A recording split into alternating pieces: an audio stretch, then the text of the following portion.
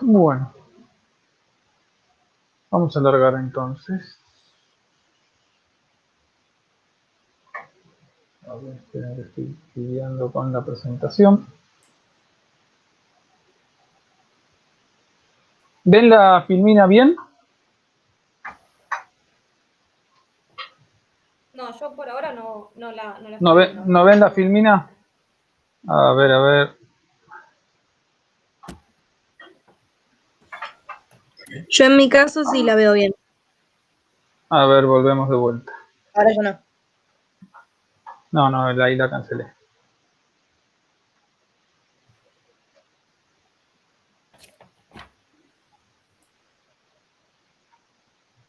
¿Ahí la ven?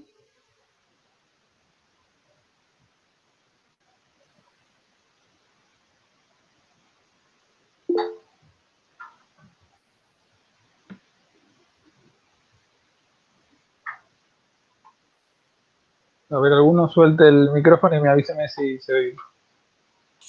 Sí, se ve bien. Perfecto. Bueno, vamos a alargar. Esto es un poco algunas cuestiones así administrativas. La cátedra va a dictar economía agrícola y economía del ambiente en forma virtual, hasta que se empiecen las clases.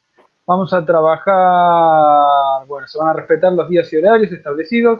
Vamos a trabajar con Google Meet porque es la plataforma oficial de la facultad, porque es más cómodo Zoom y otras, pero bueno, esta es la que tiene la facu ahora. Y nosotros vamos a enviarles los links correspondientes para cada reunión. La idea es trabajar todo lo más posible lo que se pueda en contenidos teóricos y vamos a continuar con el cronograma. Se van a tomar los parciales y el recuperatorio y se van a respetar las condiciones de promoción.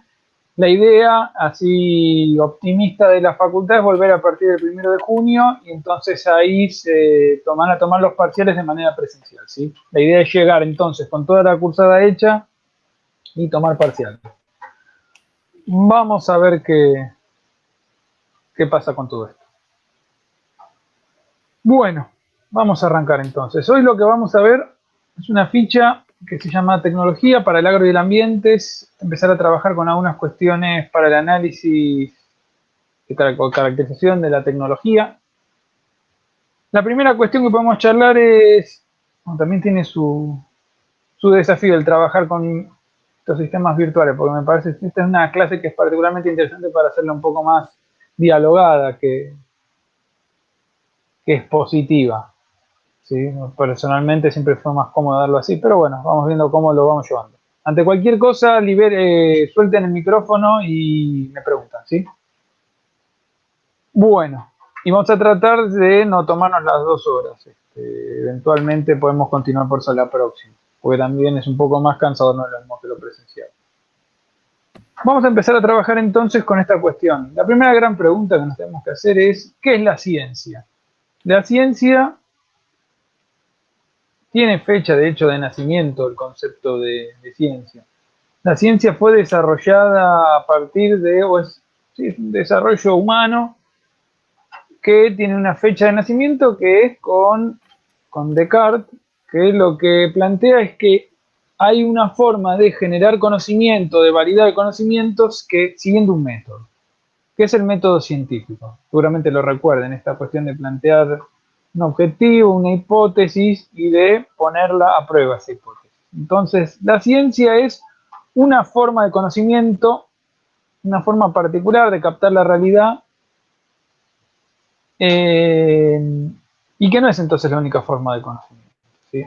Pero entonces es una forma específica. ¿Por qué tiene fecha de nacimiento? Porque tiene que ver con Descartes, con el pensamiento lógico, racional, con el iluminismo. Tiene más o menos unos 250 años de vida, ¿sí? ¿Se acuerdan que habíamos hablado al principio también de Descartes y de la cuestión esta cartesiana de separar las cosas en dos? ¿Se acuerdan? Naturaleza y sociedad. Bueno, Descartes también trabajó esta cuestión. Ahora, la ciencia es una forma de generar conocimiento, que es con el método científico. Ya metiéndonos más en la aplicación aparece algo que es la tecnología, y ahí hay múltiples definiciones de tecnología. ¿Qué es la tecnología? uno podría decir a grandes rasgos que la tecnología es el intento de tomar los conocimientos generales de la ciencia y aplicarlos en algo concreto, práctico, en alguna situación real que necesita alguna resolución. Esa es la tecnología. Como tal, porque es un producto humano, como tal, es un proceso social, ¿sí? Entonces, lo que busca es resolver ciertos interrogantes o adversidades que tienen los humanos y que se desarrollan en, fíjense, en ciertas estructuras sociales particulares, ¿sí? Buscan resolver problemas técnicos sociales concretos y se dan en sociedades específicas, ¿sí? Y acá podemos tomar otras definiciones, hay muchas. Una es interesante, la de Carlos Carballo, que nos habla de que la tecnología es un conjunto de conocimientos que se aplican a actividades prácticas y que usa los conocimientos científicos, pero que no se reduce necesariamente a ellos, ¿sí? Eso es importante. Hay otras formas de generar conocimientos. El conocimiento popular es una forma de conocimiento no científico, pero no por eso muchas veces es menos valedero, ¿sí? Eso es una de las cosas interesantes. Tiene diferentes mecanismos de validación o de construcción de esos conocimientos. Pero otra cuestión importante es esto. La ciencia tiene connotaciones prácticas, se materializa en la práctica a través de la tecnología. Entonces, la tecnología toma teorías científicas y las adapta. Y hay otro mito, o hay un mito ahí bastante extendido que tiene que ver que la ciencia y la tecnología no son, por lo tanto, neutrales ni asépticas. ¿Qué significa neutral? Esta cuestión de que la tecnología no tiene sesgo, no importa quién la aplique, o la tecnología puede ser bien o mal aplicada, pero es tecnología, como una cosa impoluta. Y por la otra es que es aséptica, digamos que no tiene impacto en la sociedad. Se aplica, yo soy un tecnólogo, aplico tecnología, no me importa cuál resultado tiene. Pues bien, eso no es así en la realidad, sino que la ciencia y la tecnología son productos humanos que se generan en un contexto social particular y hay entre ambas una estrecha relación entre ciencia y tecnología y sociedad. Por lo tanto, no son la ciencia y la tecnología ni neutrales ni asépticas, lo cual las hace analizables, cuestionables. ¿Hasta ahí estamos? Más o menos. ¿Sí? ¿Alguno, si quiere liberar el micrófono?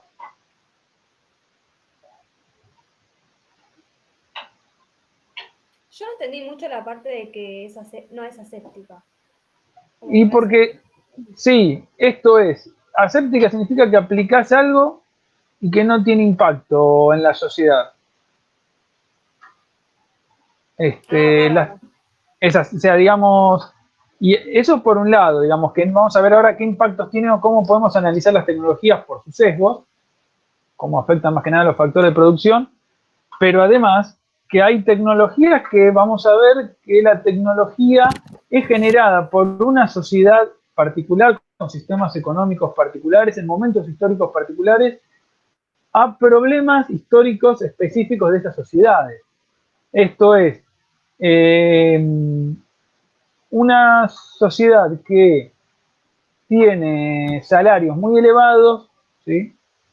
Que tiene mano de obra muy calificada, salarios muy elevados, ¿qué tipo de tecnología va a tratar de generar? Tecnologías que ahorran mano de obra, por ejemplo. ¿Sí? Sí. Sí, porque tiene el problema ese. Por ejemplo, Europa. Europa está pagando jornales de 15, 20 euros por día. Póngale, me parece un número. Con lo cual, si tiene que competir con países que pagan $1 cada 5 por semana, por supuesto que va a buscar generar tecnologías que ahorren esa mano de obra para no tener que tener esos costos. Ahora, si yo tomara, o sea, que ese es el problema, entonces, es el problema de esa sociedad europea. Entonces van a desarrollar tecnologías para resolver eso. Ahora, si yo tomo una tecnología de ese estilo y la llevo, por ejemplo, a China o a India, ¿qué pasa si empiezo a usar esas tecnologías en China o India? ¿Qué voy a ahorrar también? Mano de obra. Ahora, si hay algo que abunda en la China o en la India es mano de obra, ese no es un problema. Y el salario no es un problema. Con lo cual va a tender a generar los procesos que había para cual fue desarrollar en la sociedad inicial, pero además esto no es aséptica, va a empezar a generar, si querés, un descalabro, unas modificaciones en la estructura socioeconómica muy grandes en donde se apliquen. Hasta ahí estamos. Vamos a empezar a ver la tecnología, cómo se puede clasificar. De vuelta, esta necesidad humana de poner todo en cajitas, separar las cosas en diferentes formas de tipologías o cajitas. Y ahí vamos a ver entonces que hay varias clasificaciones con las cuales vamos a trabajar. La primera que vamos a trabajar es la de Bigliso. Eduardo Bigliso, que era investigador del INTA, se jubiló hace varios años, trabajaba toda la parte de ambiente en el INTA y sustentabilidad. Bigliso lo que hace es clasificar las tecnologías en dos grandes grupos, ¿sí? Y él analiza en realidad todo el proceso de deterioro ambiental de los últimos 40, 50 años, vinculado al sector agrario. Él lo que dice es que eso se puede entender a partir de esta clasificación de las tecnologías. Él nos habla de dos tipos de tecnologías predominantes, tecnologías de insumos y de procesos. Las tecnologías de insumos se refieren a tecnologías materiales, es decir, de cosas que puedo tocar tangibles y que hay que comprar. Tienen alto costo económico relativo, generalmente son productos que son insumos, se usan una sola vez y ya, fertilizantes, agroquímicos, requieren baja dedicación, esto es, no tengo que conocer demasiado cómo es el funcionamiento del ecosistema o cuál es el proceso que ocurre cuando aplico la tecnología. Tengo que ya saber aplicarlo y ya, ¿sí? El uso es sencillo, relativamente rutinario. Tirar un agroquímico, poner un fertilizante, alguien que sepa usar un tractor, chao, ¿sí? Y son coyunturales. ¿Qué significa coyuntural? Significa que tienden no a resolver las causas profundas de los problemas, sino algunos de los síntomas, ¿sí? Pero que los problemas profundos de los agroecosistemas no son tocados. Esto es, tenemos una aparición de alguna plaga, de algún insecto, de alguna enfermedad. Ahora, ¿cuál sería la respuesta coyuntural o de insumos?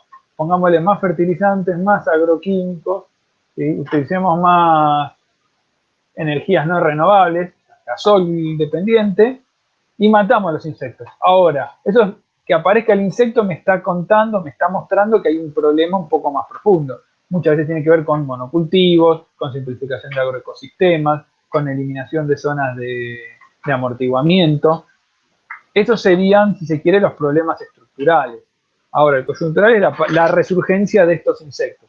Pues bien, con las tecnologías de insumos aparece chinche, le tiro más veneno, ¿sí?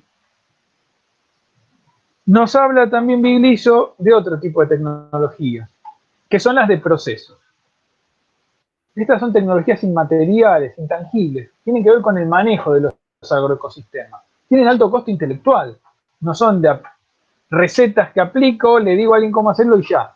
¿Qué significa alto costo intelectual? Pues bien, que para poder tomar decisiones a veces requiere toda una vida de aprendizaje, o bien, por ejemplo en el caso de ustedes, ir a la facultad, alto costo intelectual, le lleva 4, 5, 6, 8 años, en algunos casos o más, poder tener haber completado haber hecho gran parte del proceso de aprendizaje para después poder tomar esas decisiones. Requiere alta dedicación y control, y hay que estar en los lugares, hay que conocer los agroecosistemas. La administración de estas tecnologías suele ser compleja y relativamente creativa, es decir, hay espacio para la innovación, para el desarrollo, aún tranqueras adentro. Y generalmente, no siempre, pero generalmente buscan resolver problemáticas que son estructurales, esto que estábamos charlando. Entender que la aparición masiva y sistemática de insectos plaga en umbrales dañinos no es simplemente, no se resuelve solamente tirando veneno, sino que hay que entender esta cuestión que hay que hacer rotaciones, que el proceso de que por ahí seguramente tenga que ver con una pérdida de fertilidad que no se resuelve solamente poniéndole algunas sales, sino que hay que trabajar con abonos verdes, con rotaciones, con fechas de siembra, con generar zonas de reparo, etc. Toda una serie de conocimientos que tienen un grado de complejidad mayor. ¿Qué nos dice Bigliso? Que ha habido un proceso en los últimos 30, 40 años de pasaje progresivo de tecnologías de procesos a tecnologías materiales. ¿En qué se materializa esto? Hay un proceso creciente de dependencia de los combustibles fósiles y disminución de la eficiencia, medida como eficiencia energética, acuérdense de la economía ecológica. Hay un proceso fuerte a nivel de deterioro ambiental, a nivel suelo, con erosión, degradación, salinización. Hay pérdida de nutrientes. Hay una dependencia creciente de estos agroquímicos, insecticidas, herbicidas, fungicidas. Hay una resurgencia cada vez mayor de las plagas. Hay una simplificación de los agroecosistemas con erosión génica, pérdida de especies clave, etc. Y esto se debe en gran parte porque el desarrollo de la tecnología se basó en una mirada cortoplacista de maximización de beneficios y productivista, medir solamente como eficiencia del sistema el rendimiento. ¿Sí? Esto del éxito sustentado solo en racionalidad económica capitalista de maximizar beneficios. ¿Sí? Soja, maíz y no mucho más. Con lo cual, volviendo a esto, lo que debería hacerse es trabajar en procesos de pasar hasta sistemas que involucren, si se quiere, tecnología de insumos, pero que además incluyan tecnologías de proceso. Vamos a ver ahora, ¿hasta acá venimos? ¿Sí?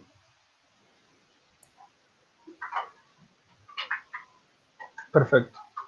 Vamos a ver ahora otra clasificación que es la de Carballo, que fíjense una cosa interesante que vamos a ver con Carballo y Bigliso, que las tecnologías es esto, o estas tipologías tienen que ver con cómo ponemos las cosas en cajitas, si se quiere, pero no necesariamente son opuestas, digo, son dicotómicas, o hago de una manera u otra. Muchas veces tiene que ver con los criterios de clasificación, porque fíjense que Carballo nos dice que hay dos grandes grupos de tecnologías, tangibles e intangibles. Lo podemos tocar o no podemos establecer contacto físico. Carballo lo que nos dice es que las tecnologías tangibles podemos tomar una relación física y que además estas tecnologías las podemos dividir en dos grandes grupos. Tecnologías de insumos y tecnologías de bienes de capital. Tecnologías de insumos son todos aquellos bienes que se agotan en el acto productivo.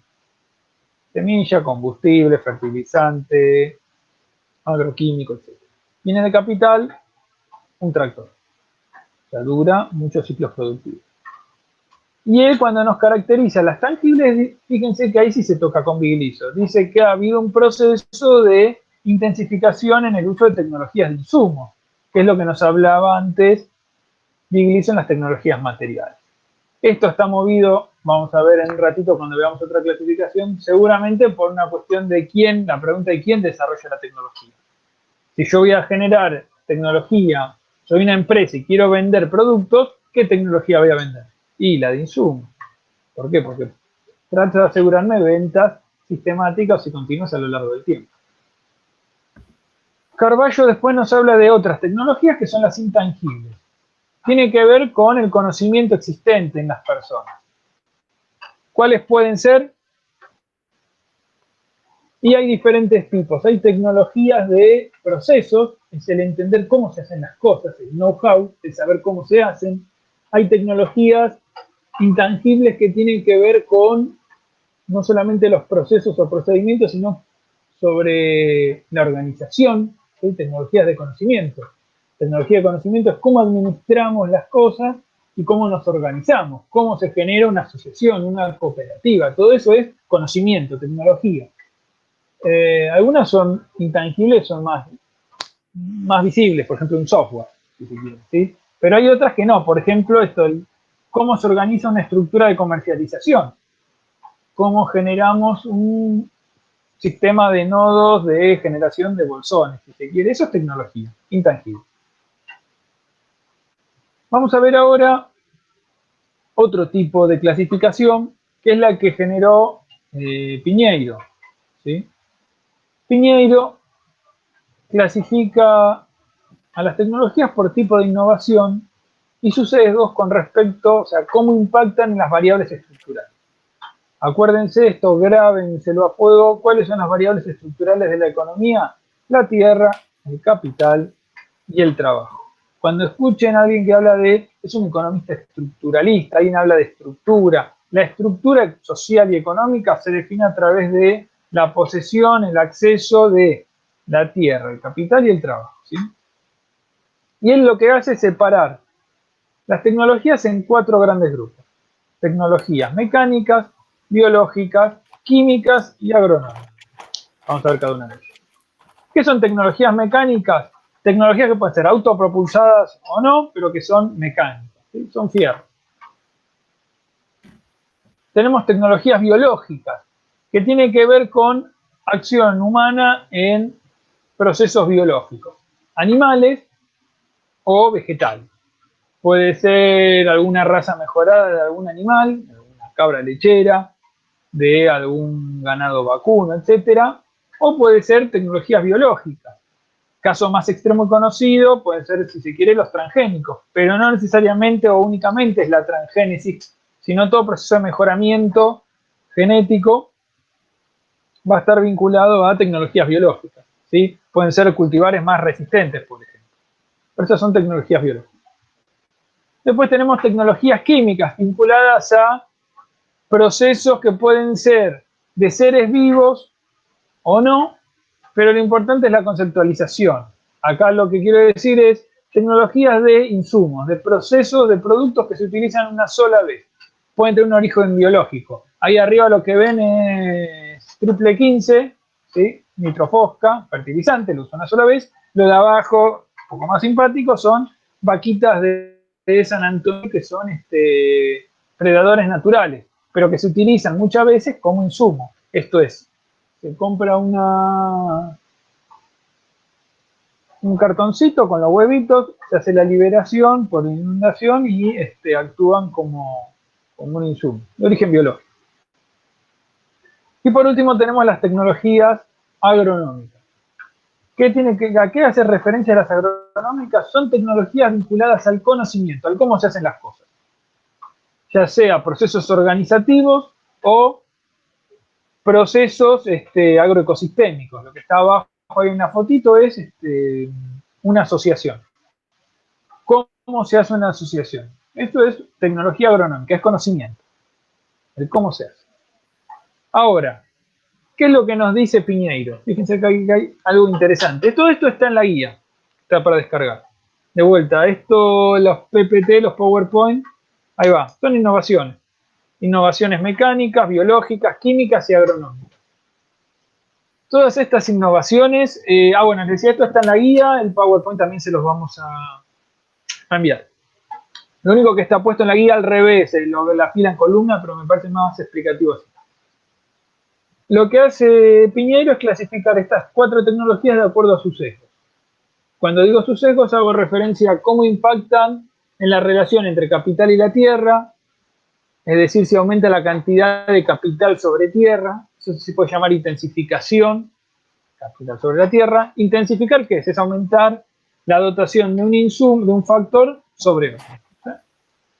Entonces tenemos capital sobre tierra, trabajo sobre tierra, capital sobre trabajo. ¿Qué pasa con los rendimientos? ¿Y cuál es la capacidad de esas tecnologías en la apropiación de los excedentes? Esto es, al desarrollar la tecnología, ¿qué pasa con esos excedentes? Si se los puede apropiar el que los desarrolló. Las tecnologías mecánicas, fíjense que lo que hacen es intensifican el capital. Fíjense, dos signitos más, significa que hay que poner más capital por unidad de superficie. ¿Sí? Aumenta si yo compro, piénsenlo, con y sin. Tengo un tractor, no lo tengo. Si compro un tractor voy a tener más capital en esa unidad de tierra. Ahora, las tecnologías mecánicas lo que hacen es reemplazar, por lo general, reemplazar capital por trabajo. ¿Sí? O fíjense acá lo que aparece es, en la tercera, capital por trabajo, sacan capital, sacan trabajo y lo convierten en capital y además disminuyen la cantidad de trabajo en la tierra. Esto significa que hace falta menos trabajo por unidad de superficie. Por eso las tecnologías mecánicas, esto anótenselo así resaltado, se las llaman ahorradoras de trabajo. Las tecnologías mecánicas reemplazan trabajo por capital, por lo general. ¿Aumentan los rendimientos? No, no necesariamente, por lo general no. Es decir, si piénsenlo de esta manera, una cosechadora o una cosecha, yo podría cosechar con cuadrillas de personas o con una máquina. No va a rendir más porque coseche con una máquina. Lo voy a hacer más rápido, ¿sí? O una persona va a cosechar más que si tuviese una cuadrilla. Y si uno piensa en la apropiación de los excedentes, fíjense que las tecnologías mecánicas tienen, por lo general, una alta capacidad de apropiación de excedentes. Es decir, cuando se generan excedentes, el inventor, el desarrollador, va a querer apropiarse una parte de eso. Y tiene posibilidades de hacerlo. ¿Cómo? Y con las patentes industriales. Las patentes industriales permiten generar un monopolio legal por determinado tiempo de determinados desarrollos que le permiten apropiarse en parte de esos excedentes. Después tenemos las tecnologías biológicas. ¿Se acuerdan esto de mejoramiento genético animal o vegetal? ¿Aumentan la cantidad de capital que hay que tener por unidad de superficie? Sí, ligeramente sí. ¿Sí?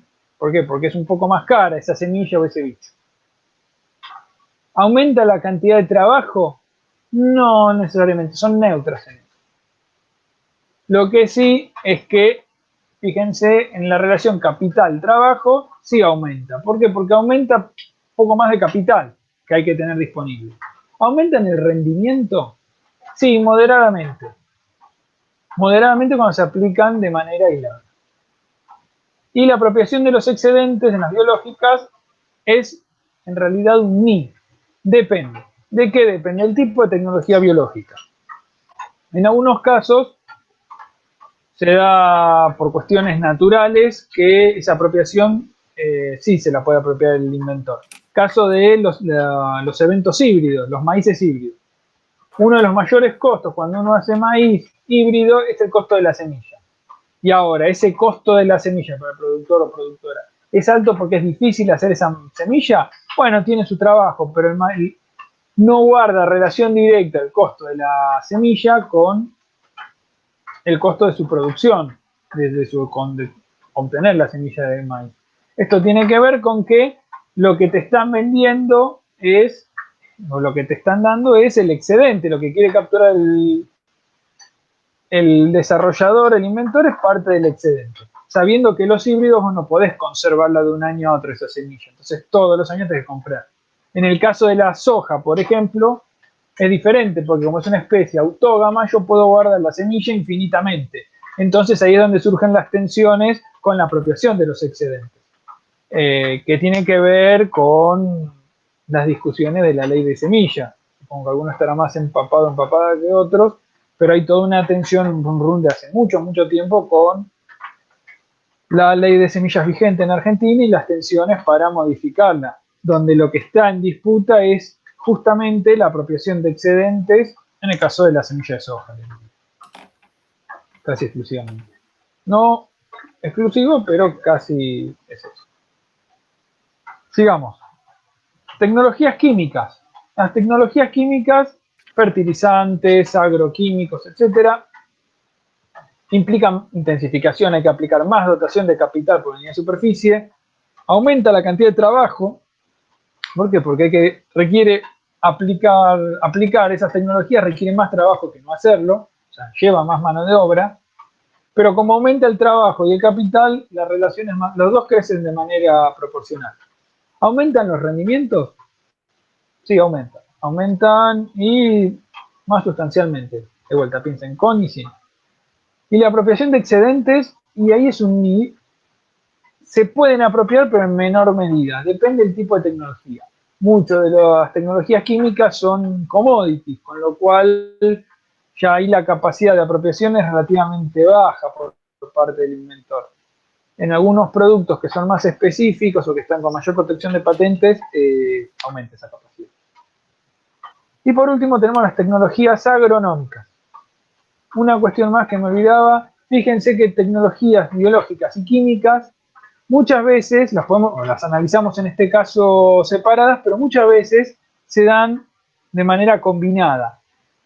Y lo que ocurre cuando se aplican algunas de estas tecnologías de manera combinada, se da un proceso de sinergia, es decir, donde la suma de 1 más 1 no es 2 sino 3.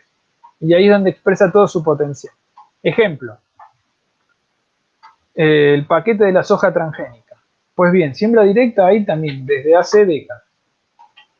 El glifosato tiene 40 años. Pero la soja transgénica entró en nuestro país en el 96. No va a ser hasta ese momento en donde, y de hecho, bueno, hasta ese momento no va a ser que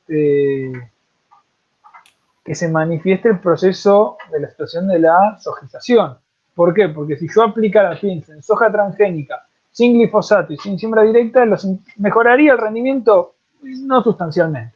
Ahora, cuando yo aplico el paquete del glifosato con la siembra directa y la soja transgénica, se combina todo eso y ahí es donde presentan incrementos más sustantivos del rendimiento, la disminución de los costos, etc. ¿Sí? Y ahora sí, por último, las tecnologías agronómicas nos dan cuenta de tecnologías de conocimiento. ¿Qué hacen? ¿Necesitan más capital por tierra? Sí, pero de manera moderada. Tal vez es el factor que menos capital requiere. Sí requieren más trabajo por unidad de superficie. ¿Sí?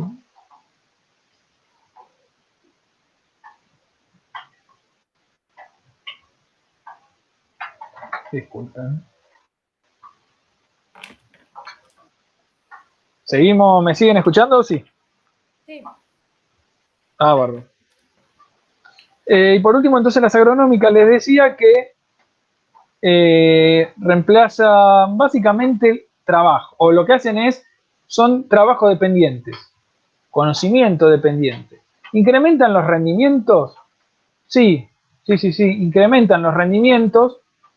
Y acá hay algo sustantivo, algo que es importante, interesante. Fíjense, ¿cuál es la capacidad de apropiación de excedentes? Nulos. Las tecnologías agronómicas se las llaman también tecnologías abiertas, tecnologías libres, tecnologías de costo cero. Porque es conocimiento, y una vez que la persona tiene conocimiento, ¿cómo haces para apropiarte de los excedentes que genere ese conocimiento? No tenés mucha forma. Ejemplo, pónganle que ustedes terminan la facultad o antes que terminen, y para empezar a ganar unos pesos empiezan a dar charlas de esos circos itinerantes, de charlas de agroecología y asociación y rotación, y van por todos los pueblos enseñando huertas. Ahora, pónganle que la gente pague para escuchar eso.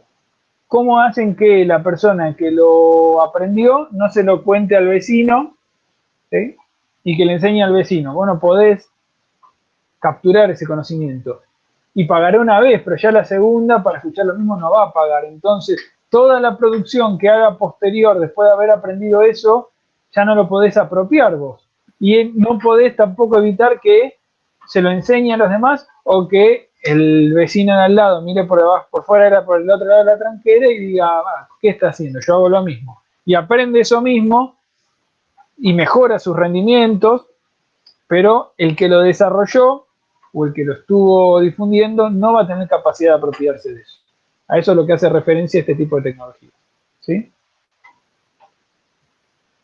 Ahí surgen también otra serie de conceptualizaciones que vamos a ver.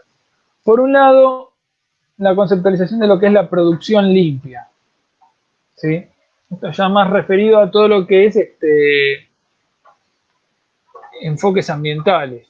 Ahí históricamente ha habido, que lo van a ver después en otras materias, esto es más como un pantallazo inicial, dos grandes enfoques con respecto a qué hacemos con la contaminación.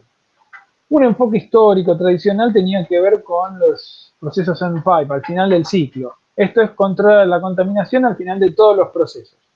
¿Sí? Y lo que hacíamos era, o lo que se busca es manejar los residuos.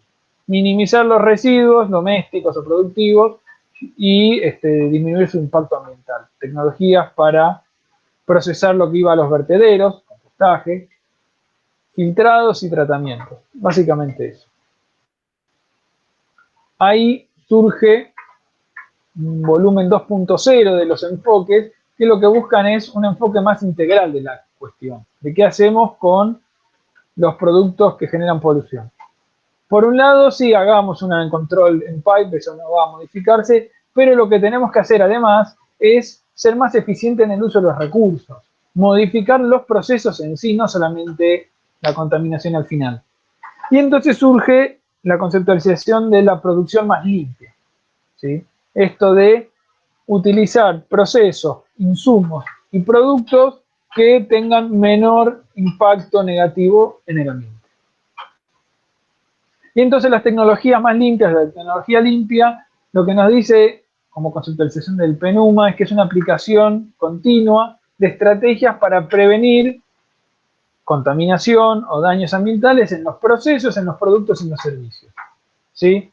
Y ahí vamos a ver que ahora vamos a enganchar con la economía circular, que aparece que ya habíamos hablado, esta cuestión de la estrategia de las 3R, reducir, reutilizar, reciclar, es, por un lado, utilizar menos insumos, hacer un mejor uso de los desechos, disminuir la cantidad de desechos y hacer mejor uso de ellos, ¿sí? Y a esto lo enganchamos entonces, vamos a ver ahora con la economía circular, donde hay varias cuestiones. La economía circular se va, con esto, con las tecnologías limpias, las tenemos que analizar, o existen marcos analíticos que son muy útiles. Uno son los LCA, el análisis de ciclo de vida. ¿Qué es? Es tomar un producto en particular y analizar los procesos que van desde su origen como materia prima hasta su disposición final. Luego de 1, 2, 3 o los usos que sean, ¿sí? Entonces uno busca generar una mirada global de los productos y de los sistemas e identificar lo que llaman los puntos calientes, hotspots, que es dónde están los núcleos problemáticos tecnológicos. Esto hay regulación internacional para esta metodología, que es la ISO 14040, que lo que nos dice es que hay que generar un objetivo del LCA y definirlo, generar un análisis de inventario, que es analizar para cada etapa cuáles son los flujos y los stocks que tenemos, flujos de energía, de materiales, hacer una evaluación de impacto y finalmente un análisis de resultado. Y a partir de ese resultado hacemos una hoja de ruta de dónde estamos teniendo impactos negativos o positivos. Generalmente prestamos atención a lo negativo para hacer propuestas de mejora. Y ahí lo metemos con, daría para un seminario solo específico de lo que es la economía circular. La economía circular como contraposición de lo que fue la histórica economía lineal industrial, ¿sí? Donde el flujo en la industrial tradicional era controlado por el productor y lo que hacía era una transferencia de la propiedad y del mantenimiento al consumidor, ¿sí? Se sacaba de encima los problemas. ¿Qué hacía el productor o la empresa? Lo que hemos visto con el ciclo de, ¿cómo es? La historia de las cosas.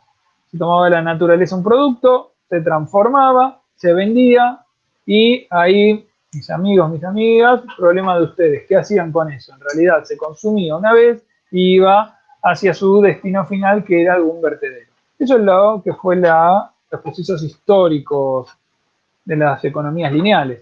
Pues bien, las sociedades circulares o la economía circular, en gran parte lo que plantea es que debe haber un stock de objetos, ¿sí? Donde se tienen que generar estos círculos, estos circuitos locales, los loops, que tienen que mantenerse. Tienen que mantenerse de diferentes maneras. Una es con garantías extendidas, es decir, el propietario o el fabricante deja de ser solamente propietario hasta el punto de venta, sino que es responsable de los servicios postventa y de la disposición final, con lo cual tiene que ver cómo se recicla el producto, tiene que garantizar que tenga una vida útil más larga ese producto, pero además tiene que buscarse que las moléculas de esos materiales con el reciclado tienen que tratar de mantener el máximo de su valor la mayor cantidad de ciclos posible, ¿sí? Entonces, a partir de eso es que se generan los principios de la economía circular. Ahí hay varios autores, uno que es interesante es de la Fundación Ellen MacArthur, que está más que nada vinculado a lo textil, y nos dice que hay 3 grandes principios. Uno tiene que ver con preservar y potenciar el capital natural, controlando los stocks que son finitos. El segundo principio es esto de la eficiencia, optimizar los rendimientos, circulando productos, componentes. Y el tercero es potenciar la efectividad de los sistemas, con la internalización de las externalidades y diseñando soluciones a estas externalidades negativas, ¿sí?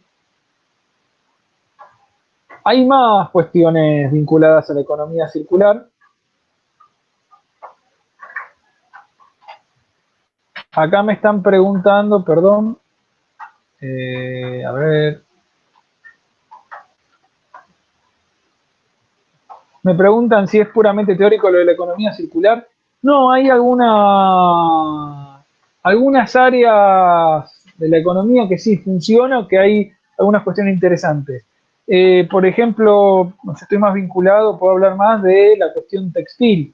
Dentro del mundo textil, bueno, que acá trabaja en MacArthur, la fundación, hay una cantidad grande de desarrollos muy interesantes a nivel global, vinculados a esta cuestión de la reducción de los residuos, a la responsabilidad extendida.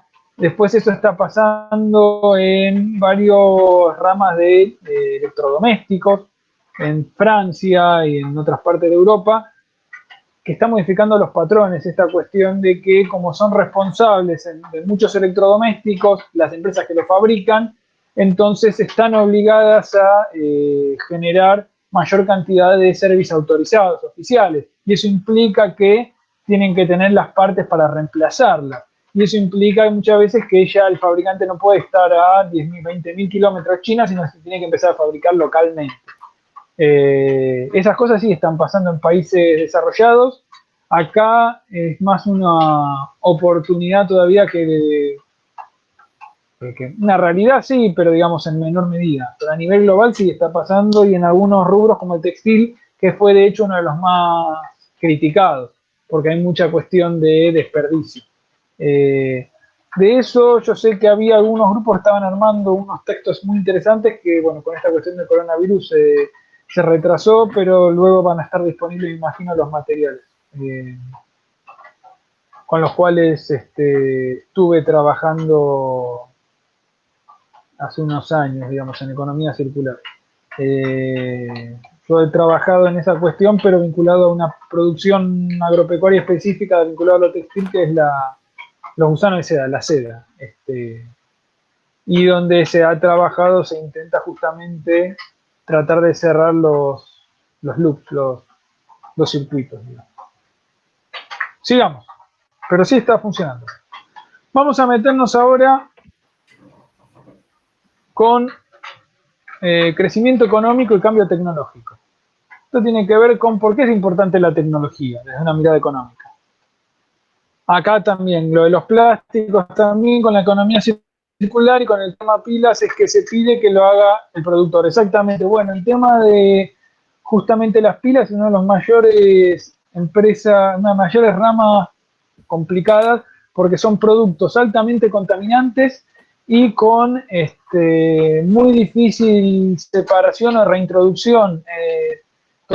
Son productos de gran valor, pero que una vez utilizados son contaminantes y de difícil separación. Con lo cual, el hecho de la responsabilidad extendida parece que es una de las medidas más inteligentes, porque se tienen que hacer cargo, básicamente. Y hay otros productos, por ejemplo, los pañales. Producto tecnológico complejo, altamente contaminante y muy difícil reciclar. Bueno, sigamos. Crecimiento económico y cambio tecnológico. Acá hay una cuestión que tiene que ver con la explicación de por qué es importante la tecnología en la economía. Ahora vamos a dar la explicación de cómo se generan excedentes, pero el crecimiento económico en gran medida está motorizado por generar nuevos conocimientos y su aplicación en los procesos productivos. Eso tiene un nombre que se llama innovación. La innovación es generar un conocimiento y lo aplicas. ¿Sí? Ahí es donde se cierra la cuestión innovativa. Y ahí entonces el crecimiento económico para muchas corrientes puede explicarse a través de los cambios tecnológicos. Vamos a ver qué es entonces el cambio tecnológico. El cambio tecnológico tiene diferentes fases. La primera etapa, vamos a hacer un grafiquín, tiene que ver cómo se crea o se genera esa tecnología y tiene que ver con la investigación de laboratorio, investigación básica, los descubrimientos, las invenciones, los desarrollos y adaptaciones. Descubrimientos que alguien descubre alguna nueva molécula, alguna cuestión biológica, etcétera, alguna teoría. Invenciones cuando eso ya tiene alguna aplicación más concreta. Desarrollo es llevar eso a aplicación. Y adaptación es cuando se toma algún desarrollo tecnológico ya existente y se adapta a condiciones locales. Entonces tenemos dos grandes etapas, creación e incorporación. La incorporación de tecnología requiere sí o sí creación primero, ¿sí? ¿Y en qué consiste? De esto podríamos hablar también, hay posgrado solamente de estas cuestiones, del cómo se dan estos procesos. Vamos a ver un pincelazo. La incorporación refiere a la información, a la divulgación de la innovación, a la adopción por parte del productor y a la difusión. Y ahí vamos a separar en adopción y difusión. ¿Qué es la adopción tecnológica? Es el proceso individual de incorporar una tecnología. Es cuando una productora, un productor, un sujeto toma esa tecnología, pero es el hecho individual. La difusión, por el contrario, hace referencia a que un porcentaje X determinado de productores, productoras, lo han tomado de manera generalizada esa tecnología. Se ha dado una propagación, ¿sí? Cuando ya es esa tecnología, es la forma de producción dominante. Y hay un cambio tecnológico. Vamos a ver un ejemplo. Acá vemos la curva, clásica curva de adopción tecnológica. Fíjense que al principio y en el -1 aparece la creación o generación de la tecnología. Esto puede pasar meses o años o décadas para que se aplique esta tecnología. Caso clásico, no sé si lo hemos charlado con ustedes, es la nanotecnología para medicina. Desarrollos nanotecnológicos en medicina se están trabajando desde hace más de casi 30 años. Sin embargo, nanotecnología para productos médicos aún no hay en el mercado. O sea que no hay ni difusión ni adopción. Tenemos ya 20, ¿por qué? Porque tiene que ver con que se tienen que hacer estudios médicos, etcétera, de inocuidad, etcétera. Pero fíjense entonces, aparece, vamos con un caso concreto si les parece, el de la soja. Vamos a ser reiterativos. ¿Cuándo se da la incorporación de la soja, la aparición de la soja en nuestro país? La soja entra en nuestro país en la década del 60 por el profesor emérito Pascale, que falleció el año pasado en nuestra facultad.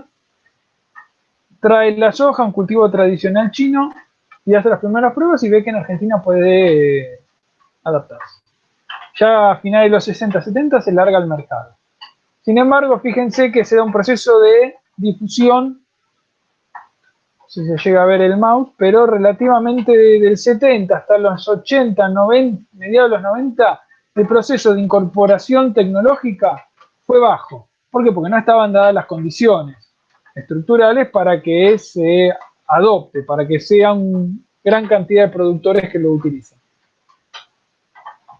Cuando las condiciones se modificaron, apareció la soja más, el paquete este que vimos RR más senda directa, y además hay un proceso de evaluación como es el 2001-2002, se da un salto explosivo en la incorporación de esta tecnología. Es decir, cada productor suelto lo fue tomando. Entonces saltamos de la difusión a la adopción. Se da un proceso masivo, entonces el sistema dominante pasa a ser el del paquete de la soja RR, que rápidamente ahí sí se tomó. Pero entonces, creación, difusión, que es productores individuales lo van tomando, y cuando esa tecnología se hace la dominante o hegemónica, estamos frente a un proceso de adopción tecnológica. Acá tenemos un esquema de mercado tecnológico. Vamos a pasar, acá esto sí es importante. Que tiene que ver, bueno, ¿qué cosas hacen que un productor, una productora adopten la tecnología?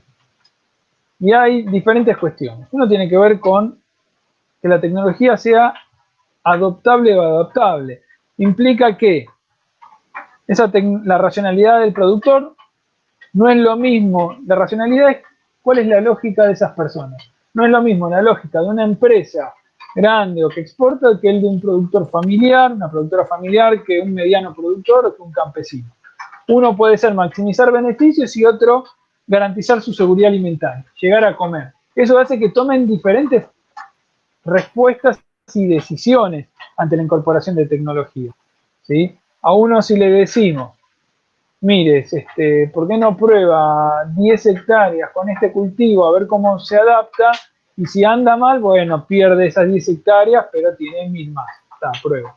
Ahora, si a alguien que vive en La Puna le dicen, pruebe 1 hectárea con este cultivo y si fracasa, se tienen que ir porque no tienen que comer. Con lo cual, las decisiones de incorporación tecnológica van a ser completamente diferentes. Y ahí aparece entonces otra cuestión que tiene que ver con los conocimientos, si es una tecnología que requiere conocimientos previos muy específicos o no, el tipo de tecnología, si es una tecnología divisible, o sea, se puede probar en partes o hay que tomar todo un gran paquete de productos o de equipamientos. Todas esas cuestiones van refiriendo a qué factores influyen en la adopción tecnológica. Y a la hora de nosotros poder hacer desarrollos o propuestas tecnológicas, tenemos que tener en claro para quién se genera la tecnología. Eso es esencial en cualquier proceso de desarrollo tecnológico. ¿Cuál es el impacto de la tecnología? Hay 3 grandes impactos. Uno es aumentar la producción, aumentar los rindes, las cantidades. Otra cuestión tiene que ver con esto que veíamos, los sesgos. Cambian cómo se usan los factores de producción. Ejemplo, si yo hago, ¿qué es lo que pasó? Hago algodón en Chaco, Formosa. O vamos con caña de azúcar en Tucumán. La caña de azúcar o el algodón generaba muchísimo empleo porque eran actividades muy demandantes de mano de obra de los sectores populares, en condiciones terribles, paupérrimas, pero generaban mucho trabajo en lugares donde no había otra fuente de trabajo, ¿sí? En determinado momento del año la gente trabajaba de eso y después tenía que emigrar porque no había mucho más. Ahora, cuando se desarrolla la cosechadora mecánica de la caña de azúcar, del algodón, a mediados de los 90, sí, aumenta mucho la productividad del trabajo. En vez de 50 personas por hectárea para cosechar, una persona cada 150 hectáreas. Y una persona con formación, secundario terminado. Antes podía ser gente que no tuviese ningún nivel educativo, lo cual no estoy haciendo un juicio de valor como algo positivo, pero sí que generaba empleo. El hecho de que se incorporen estas tecnologías que requieren más capital generaron o van generando una cantidad enorme de desocupación en esa zona. Entonces ahí aparece la cuestión del análisis que uno debe hacer socioeconómico, es qué ocurre con esa población, ¿sí? ¿Se genera formación? ¿Se generan posibilidades de nuevos empleos? ¿O qué ocurre? Lo que terminó ocurriendo es que se quedaron sin empleo en esas zonas y se fueron a vivir a las orillas de los pueblos a sobrevivir en lo que fuera. Esa es el final de la historia. Pero esas son cuestiones que uno debe tener en cuenta a la hora de pensar los desarrollos y analizar los desarrollos tecnológicos. Y por último nos queda la generación de excedentes y mecanismos de apropiación del mismo. De eso vamos a ver en un ratito algunas filminas con un poco más de detalle. De hecho, ahora lo vamos a ver si les parece. A ver. ¿Hasta ahora venimos bien?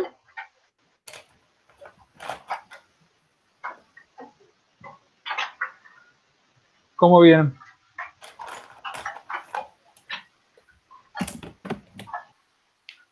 Bárbaro. Ahí vamos a trabajar la curva de excedentes. Esto después lo vamos a subir de vuelta y además es probable que grabemos un videito solo con esto. O es un tema que generalmente genera confusión.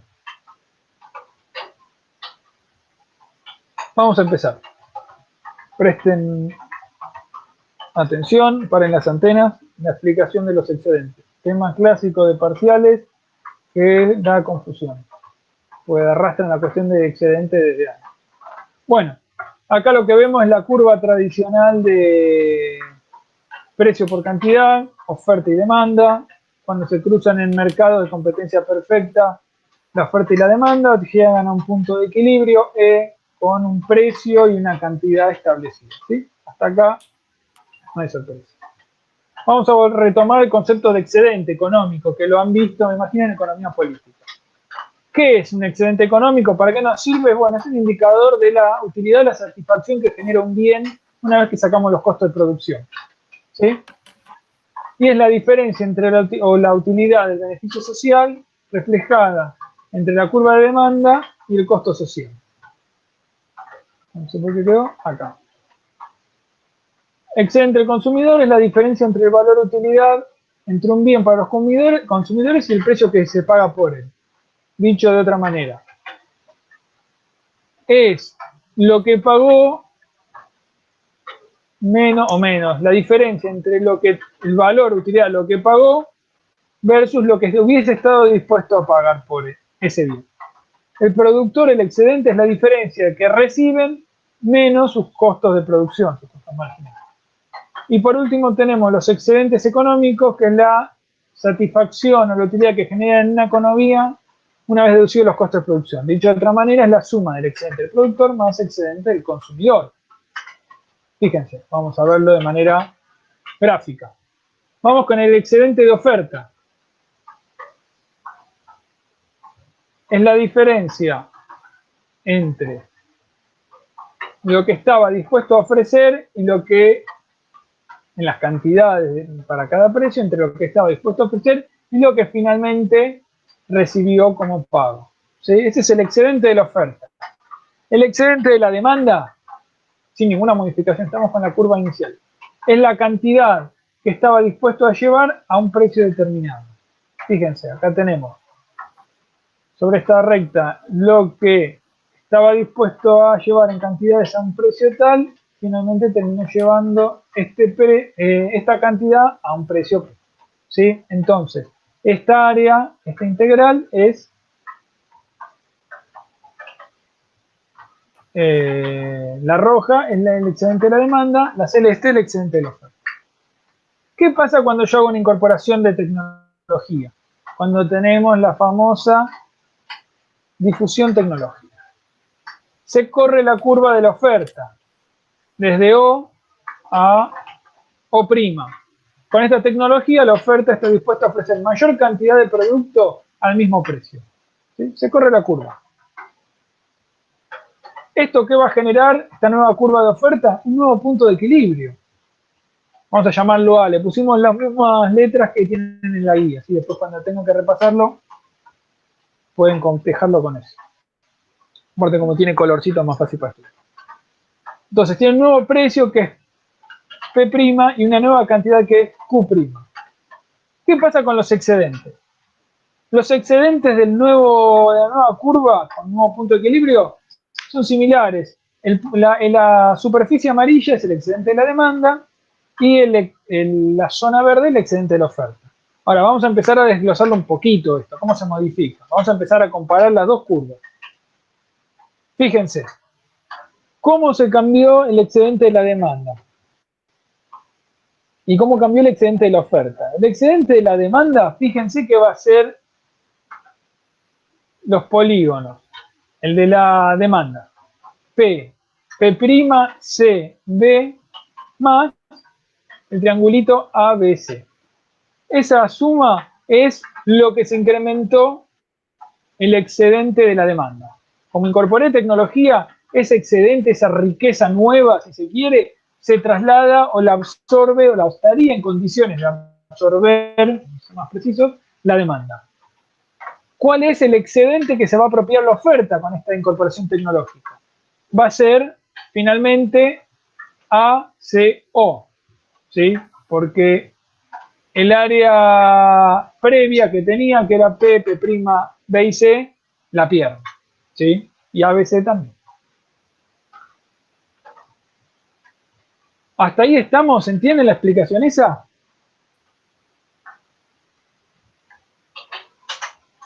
¿Sí?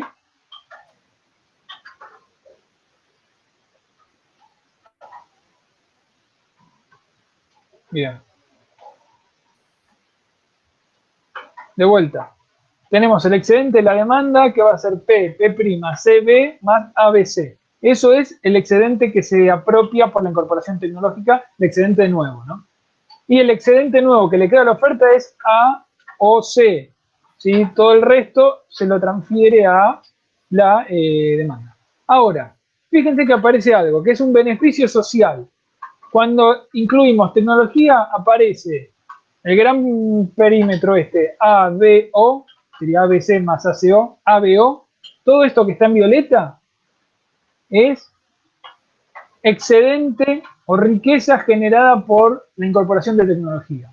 Esa es la explicación gráfica de por qué la tecnología o la generación de innovaciones generan mayor riqueza en la sociedad. Aparece una superficie A, B, O que antes no estaba valorizada.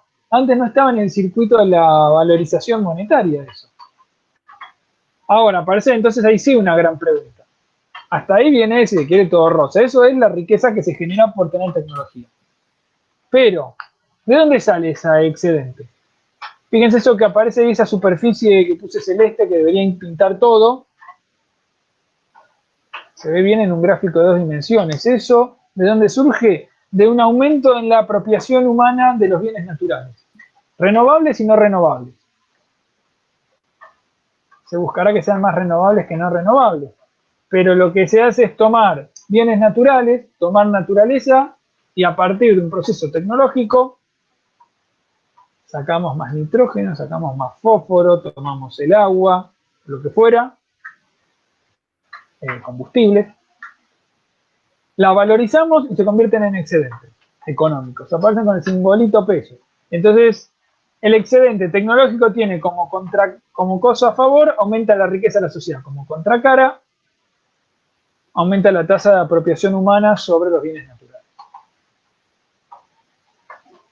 Y ahí aparece también otra discusión sobre los excedentes tecnológicos. Lo que vimos hasta ahora es la generación, cómo se genera la riqueza. Ahora, ¿quién se la queda? No es un proceso mecánico, no es que el que la genera le corresponde apropiársela porque sí. La apropiación, en realidad, es un proceso que va de la mano, pero que en realidad es un proceso de una puja político-económica, que va a depender de varias cuestiones.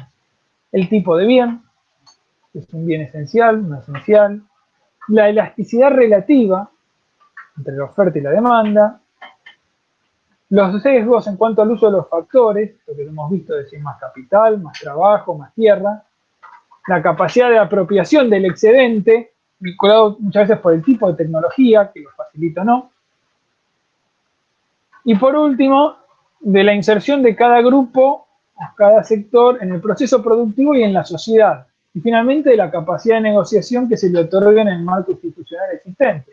Esto es, todos van a querer apropiarse de la torta. Vimos cómo se cocina esa torta. Ahora, ¿quién se la come? Bueno, en la sociedad es una pelea quién se come la torta. Hablando de torta, hablando de la riqueza. Esto es, no hay un papel prescrito que diga que le corresponde a alguien, sino que es el resultado de las disputas, de los conflictos al interior de la sociedad. Y ahí es donde aparece con la noción de vuelta el desarrollo de el Estado como uno de los árbitros de esa gran contienda. Regular cómo se da el marco de la apropiación de los excedentes tecnológicos. Vamos a volver ahora entonces a la otra presentación.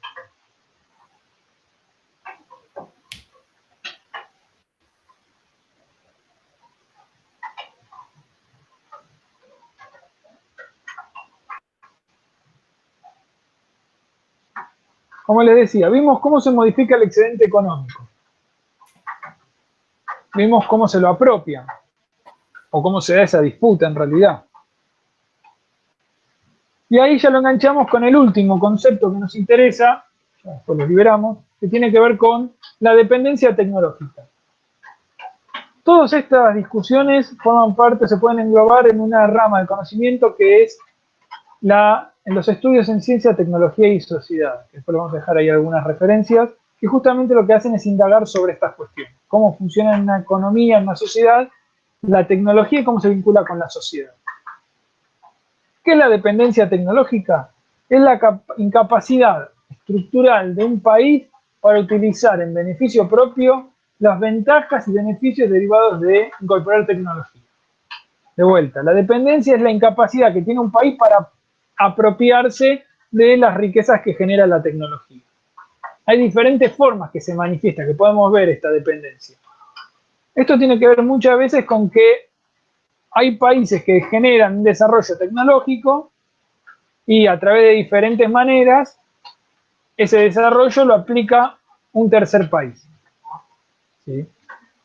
Entonces, esa dependencia puede verse porque el que genera el desarrollo tecnológico en el país central, en el país A, va a llevar esa tecnología al país B a través de empresas multinacionales. Y entonces las empresas multinacionales en el país B lo que van a buscar es, cuando se generan excedentes, captarlos y trasladarlos al país central. ¿Sí? País A genera tecnología, se la vende a través de diferentes maneras al país B y los excedentes que genere B los va a tratar de captar la empresa y va a mandarlos a su casa matriz. Esta es una forma. Otra forma de dependencia se puede ver con que el país A genera la tecnología esa para resolver los problemas que tienen ellos. Cuando se aplica esa tecnología en el tercer país, probablemente no va a resolver los problemas que tienen porque no necesariamente tienen los mismos problemas, pero que además es probable que generen nuevos problemas sin resolver los problemas originales. Es decir, es un problema tras otro problema. ¿Sí? Eso se llama dependencia tecnológica. Y otra forma de verlo es pensando, que es mucho más sutil, es pensando en la cuestión de cómo se genera la tecnología y cómo se plantea la agenda de los problemas tecnológicos. Esto de pensar qué tecnología queremos, qué problema tenemos. Esto es, en Argentina, ¿resolvemos, hacemos desarrollos tecnológicos para nuestros problemas? ¿O tomamos la agenda de desarrollo tecnológico de la Comunidad Económica o de Estados Unidos? Cuando esto tiene que ver, por ejemplo, con las publicaciones. Si queremos publicar, tenemos que publicar en revistas internacionales. La agenda de lo que es publicable o no, no la fijamos nosotros. La fijan estas revistas internacionales a través de los referatos, que tiene que ver con las problemáticas de esos momentos. Entonces, de esa manera, estamos replicando un modelo o una forma dependiente en el desarrollo tecnológico. Entonces, ahí uno podría decir que cualquier desarrollo tecnológico, en realidad el desarrollo tecnológico debería incluirse en un marco de soberanía nacional un poco más amplio, ¿sí? O el desarrollo tecnológico en el marco de un proceso de soberanía nacional, soberanía económica, política y tecnológica. O dicho de otra manera, no puede haber soberanía nacional si no hay un desarrollo tecnológico acorde. Busca resolver los problemas de nuestra agenda. Y acá les dejamos que después se los vamos a mandar dentro del PDF y un archivito Word con algunos materiales que les pueden servir de apoyo. Tienen la guía, pero después tienen algunos libros, no se toman en el parcial, pero que son interesantes, les van a, estos días de cuarentena, pueden llegar a parecerles interesantes. Uno es para descargar un libro, un clásico de ciencia política y cientificismo, un libro de Oscar Barzaschi. Un documental que es el de Argentina Latente, de Pino Solana, del 2005, muy recomendable.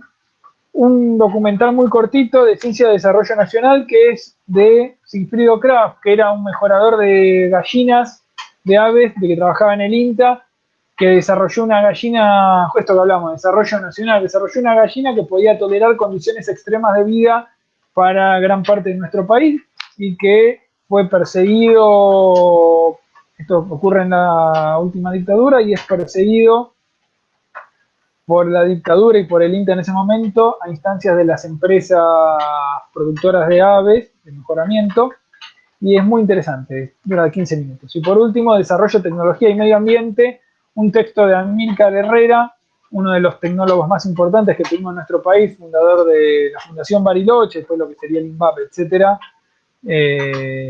Muy, muy interesante, que justamente habla de la vinculación entre el ambiente y el desarrollo, que es también un texto cortito, un clásico total en la temática. Bueno, más o menos esto ya es lo que teníamos que charlar hoy. Dejo el micrófono abierto si tienen preguntas, observaciones.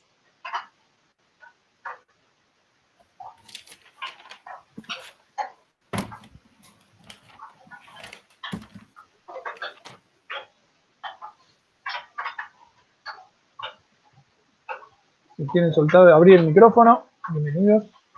Preguntas, consultas.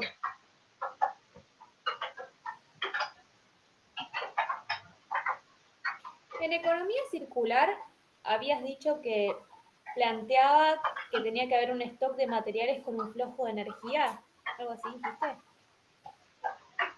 Que en realidad, sí, cuando uno analiza economía circular, hay diferentes loops o círculos. Uno es de materiales y otro de energía.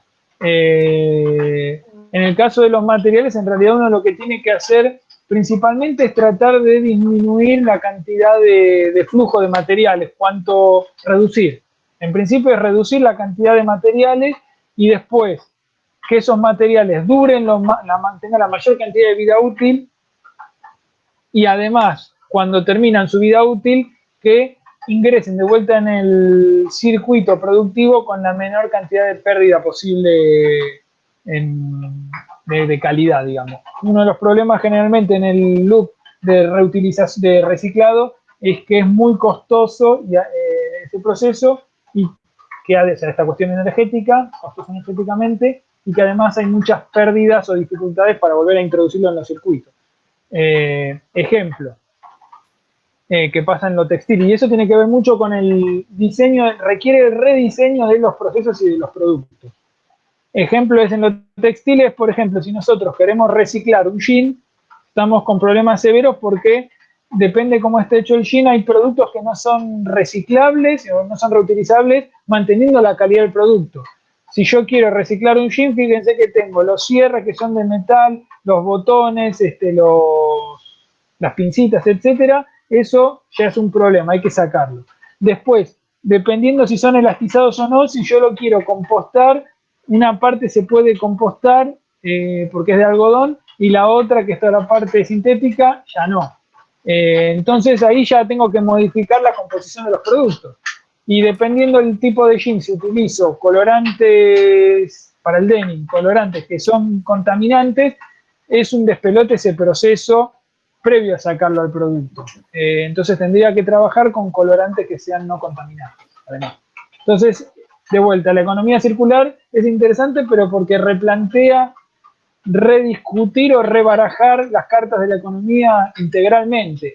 Implica una cuestión que es importante, que es revalorizar el trabajo humano, porque nuevamente los productos tienen que resolverse con la cuestión de energía a escala local, y como hay que ampliar la vida útil de los procesos, de los productos, hay que poner instancias de reparaciones, de arreglos. Entonces es interesante eso porque replantea el tema de generar nuevamente trabajo a escala comunitaria. Y después no te seguí bien en la parte que hablaste de análisis del ciclo de vida, lo de identificar hotspots. Sí, hotspots son, vos identificás puntos problemáticos, vos desarrollás todo el inventario, o sea, haces como el flujo, describís todo el proceso de la materia prima hasta disposición final, y vas armando un inventario, donde vos vas haciendo para cada etapa qué productos se usan, cómo es el proceso, qué productos se usan, qué energía, etcétera. Y entonces vas a ver que en algunos puntos, no esperaría que en algunos solamente y no toda la cadena, vas a encontrar situaciones problemáticas. O porque usás contaminantes, o porque usás alta carga energética, o porque tenés alta liberación de elementos que generan polución, o porque tenés un problema de que no sabes qué hacer después con el producto, esto del reciclado. Entonces, con eso vos vas a encontrar estos hotspots, que son los puntos críticos. No, su traducción sería encontrar puntos críticos, que por eso se engancha después con la economía circular, porque a partir de ahí tenés la herramienta para entrarle a trabajar en el rediseño de los procesos. Gracias. Bueno, ¿estamos? ¿Más preguntas? El jueves que viene tenemos de vuelta clase, vamos a tener clase de consulta de esto, vamos a ver si desarrollamos algún contenido más en función de cómo venga la cosa. Pero si les parece, el jueves 18 horas nos volvemos a ver, continuamos con este tema. Después de esto va a venir, tenemos que ver costos y después renta, ¿sí? Ahí les vamos a mandar los ejercicios para que vayan haciendo, etcétera. Sí, el PowerPoint y la clase grabada va a ser difícil, les voy a mandar el link porque debe ser re pesado eso. Lo subiremos a YouTube y le mandamos el link, el PowerPoint y las fichas, etcétera, se las mandamos todas por mail ahora en un ratito.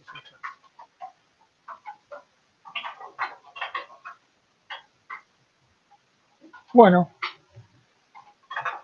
perfecto, chicas, chicos, sigan pasando esta cuarentena de la mejor manera posible y nos estamos viendo. Gracias, igualmente. Suerte.